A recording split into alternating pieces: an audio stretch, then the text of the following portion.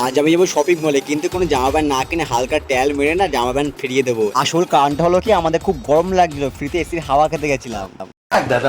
This is business. সকাল সকাল ঘুম থেকে উঠে আমি কিন্তু এই প্ল্যানটাই ছিলাম না যে আমরা কোথাও যাবো আজকে। তাই ভাই দুপুর 3টের সময় বেরিয়ে গেছিলাম ভিডিও করার উদ্দেশ্যে। আর ওদিক চলে এসেছিল জি। আজ লোকেশন ছিল বারাসাত হাতি পার্কের পেছনে, যেটা আমরা সিরাজউদ্দৌলা বলেও চিনি অনেকে। এখানে 2-3টে রিলস করে আমরা বলছিলাম ভাই খুব তো গরম লাগছে, চল না এসির হাওয়া খেয়ে আসি। ও বলছে কোথায় যাও এসির হাওয়া খেতে?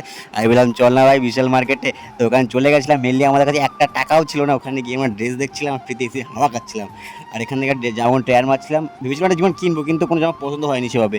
আর অনেকক্ষণ থাকলে না আমরা ওখানে বেরিয়ে গেছিলাম, বেরিয়ে আরেকটা মার্কেট চলে গেছিলাম কলকাতা ফ্যাশন বাজারে। এখানে গিয়েও না সেরকম কালেকশন দেখতে পাইনি, আর ফ্রিতে এসির হাওয়া খেয়ে না চলে এসেছিলাম। আর এসে না এখানে ফুচকার দোকান পেয়েছিলাম, আমরা বললাম খেয়ে নিই। তারপর ফুচকাটা খেয়ে হালকা হালকা ক্যাব বেড়ে বসে গেছিলাম আমরা একটাই।